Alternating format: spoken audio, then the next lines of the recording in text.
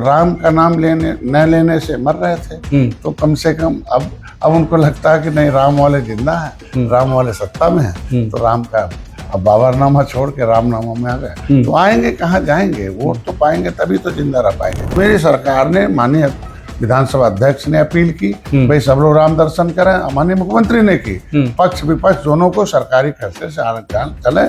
आज के दिन में हमको लगता है 1-2 लोग दर्शन किए तो उन्हें पनिश भी कर दिया था लोगों ने, विपक्ष के लोगों ने। तो आपने मंत्री बना दिया जिनको पनिश किया गया, उन्होंने कहा मुझे दर्शन नहीं करने दिए गए। हम कहते हैं आज के दिन में इनाम तो मिलेगा ना, राम के नाम का तो इनाम मिलना चाहिए कि नहीं?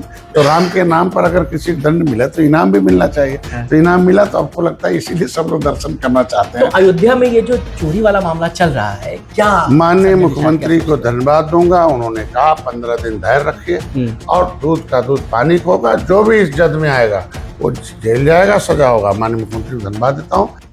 इस कार्यक्रम के प्रायोजक है राजेश मसाले। अब आएगा खाने में असली स्वाद राजेश मसाला के साथ। नमस्कार, स्वागत है आपका। आप टेलीविजन न्यूज देख रहे हैं। अयोध्या में मचा बवाल उत्तर प्रदेश ही नहीं देश भर की सियासत को गर्म कर रहा है। संजय निषाद जब से भाजपा के साथ आए, एक काम तो बड़ा दिलचस्प हुआ कि उन्होंने विरोधी पार्टी के नेताओं को भी राम भक्त बना दिया। तमाम वो नेता जो कभी अयोध्या नहीं जाते थे, अब अयोध्या जाने के लिए बार बार प्रयास कर रहे हैं। कुछ जा पा रहे हैं, कुछ नहीं जा पा रहे हैं। केजरीवाल पहुंच गए तो कांग्रेस को जाने नहीं दिया जा रहा है। निषाद जी हमारे साथ हैं।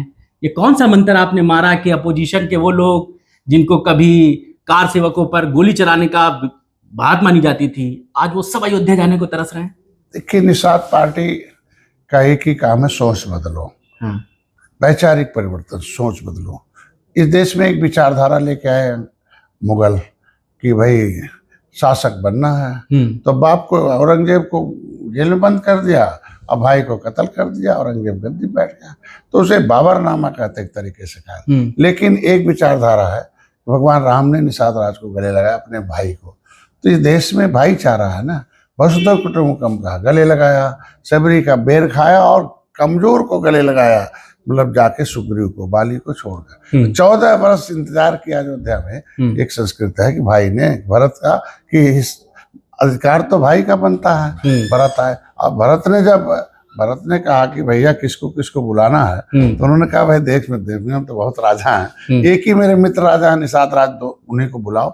और उन्होंने ही हमारे मदद किया, वही असली राजनीतिक है। तो ये बताए, तो पॉलिटिकली रूप से ये संस्कृति है दो, तो लोगों को जब तक किसी के साथ संगत से गुण हो तो संगत से गुण जात। तो 750 वर्ष मुगल रहे, 350 वर्ष अंग्रेज रहे, और इन्हीं की नीतियों पर चलने वाले कांग्रेस के साथ रहे लोग, और इसीलिए इन लोगों की सोच वो थी।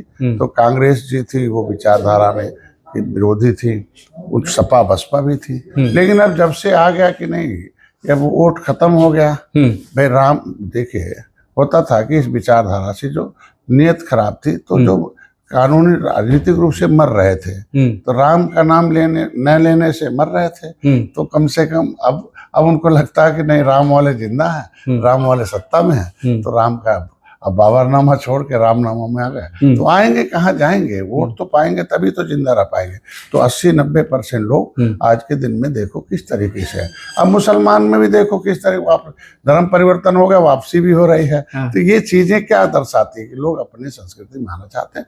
हमको लगता है कि लोगों को आना भी चाहिए। तो ये लोग संस्कृति में वापस आना चाहते हैं, या अयोध्या में ये जो चंदा चोरी का मामला चल रहा है उस तवे पे रोटी सेकना चाहते हैं? देखिए, नियत तो देखो, नियत तो बाहर से कुछ दिखती नहीं है। लेकिन अभी तक तो नियत बहुत अच्छी नहीं थी लोगों की। प्रश्न लगाते थे राम के अस्तित्व पर, राम मंदिर पर, अयोध्या पर, है। और एक बार धोखे से नैरेटिव से जीत भी गए, राम जो है आरक्षण और उस पर जो है संविधान को लेके।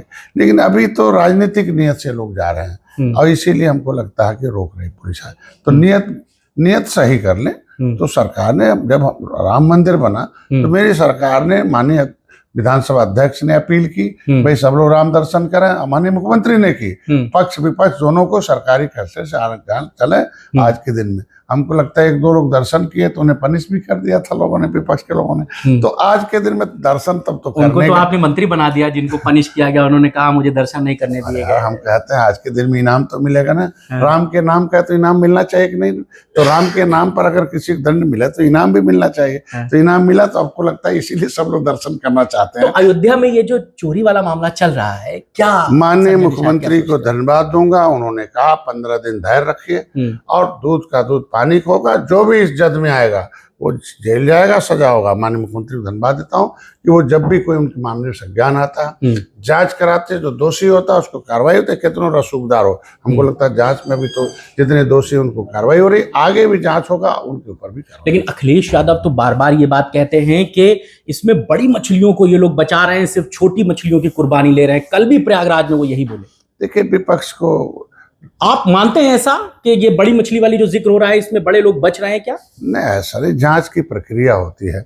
किसी के जांच 4-5 आदमी के गलत नियत से गलत काम करने, सबके निष्ठा और ईमानदारी पर प्रश्न नहीं लगा सकते। तो जांच इसीलिए देरी होती है, जांच इसीलिए की जाती है कि संविधान में एक व्यवस्था दी गई है कि किसी को भी जो ईमानदार निष्ठावान हो उसको कभी ठेस न पहुंचे, इसलिए थोड़ा देर लगता। और अखिलेश यादव जो बार बार एलिगेशन लगा रहे हैं, लगता है एक बात बड़ी गंभीर उठी कि अखिलेश यादव ने ही इस मामले को उठाया। शुरुआत में चंपत राय जी ने इसको डिनाई किया, बाद में जांच बैठी, दोषी भी पकड़े गए। अखिलेश यादव को ये खबरें लीक कौन कर रहा है? संवैधानिक व्यवस्था दी है, जनता के पास पावर है कि कौन पक्ष में रहेगा कौन विपक्ष में रहेगा। तो विपक्ष की जिम्मेदारी बनती है कि वो सवाल उठाए। विपक्ष की जिम्मेदारी यही जनता ने उनको दिया रखा है, क्वेश्चन उठाइए, बयानबाजी करिए, पोस्टरबाजी करिए, अपना काम करिए, वो करना। आज के जांच हो रहा है, जांच में तो इससे कुछ फायदा नुकसान आपको लगता है कि बीजेपी को या आप लोगों को इसका कोई नुकसान नहीं होगा? राजनीति अलग है, धर्म अलग है, वो धार्मिक स्थल है और धर्म अपने जगह पर है, ट्रस्ट अलग है। सेवक कब किसकी नियत खराब हो जाए इसका कोई रिकॉर्ड नहीं है। और जो नियत खराब होगी तो देश के संविधान के मुताबिक उनको सजा भी मिलेगी और मिल भी रही, आगे भी मिलेगी। एक सवाल और है कि आप लोग अखिलेश यादव के लिए कहते थे कि वो एसीपीसी वाले नेता हो गए हैं, एसी कमरों से निकलते नहीं है, सिर्फ प्रेस कॉन्फ्रेंस तक ही सीमित रहते हैं। अखिलेश यादव 40-45 डिग्री टेम्परेचर में इलाहाबाद नाप रहे हैं, लगता है क्या असर दिख रहा है इसका? क्यों? वो एक गाना चलता ना, बहुत देर हो गई आते आते, तो अब बहुत देर हो गए ना। अब तो 100 दिन रह गया इलेक्शन का, तो अब पूरा का पूरा समय बीत गया समय का, सेवा का। अब जब समाज की सेवा का समय था बीत गया, अब वोट के समय आ गया राजनीति का। तो राजनीति के समय जनता से पहले सेवा मांगती है, फिर राजनीति मांगती है। अखिलेश यादव एक बात और कह रहे हैं कि जिस दिन इटावा में केदारेश्वर मंदिर बन जाएगा उस दिन वो भी अयोध्या धाम दर्शन हमको लगता है कि हमारा एक सुझाव है समाजवादी पार्टी को कि हर अपने वंश को, वंशज की जिम्मेदारी बनती है कि अपनी वंशावली के हिसाब से उस इतिहास को कायम करे। जैसे मैं निषाद राज के किले को उठाता रहता हूँ, उसे पर्यटक स्थल घोषित कराया, 56 फुट की मूर्ति लगाया, प्रधानमंत्री से उसे उद्घाटन भी कराया, और राम के साथ निषाद राज भी है। और आज के दिन में ढेर सारे मंत्रालय अलग करा के पॉलिसी बनाए इनके शिक्षा रोजगार के लिए। उसी तरीके से यदुवंशी यहाँ बड़े पदों पर हैं, और तो यदुवंशी होने के नाते जो कृष्ण मंदिर है उसमें सरकार का इस आंदोलन में सहयोग करना चाहिए, और लोकतांत्रिक ढंग से पहले पंचायत करके उसको मुक्त कराना चाहिए, उसे भी एक भव्य बनना चाहिए। जिस तरीके से जो असली जगह है पहले उस पे आना चाहिए, नकली जगह तो जगह जगह हम कहीं भी कर सकते हैं। तो इन लोगों के जाने को क्या कहेंगे फिर?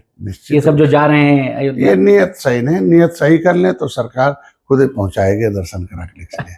तो संजय निषाद जी हमारे साथ थे, वो कहते हैं कि ये जो अयोध्या दर्शन करने जाने वाले नेता हैं ये अपने जो विचार हैं, जो सोच है उसको नेक कर लें तो इनका काम बेहतर होगा।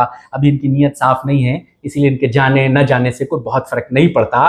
अखिलेश यादव को भी इस बारे में सोचने की जरूरत है।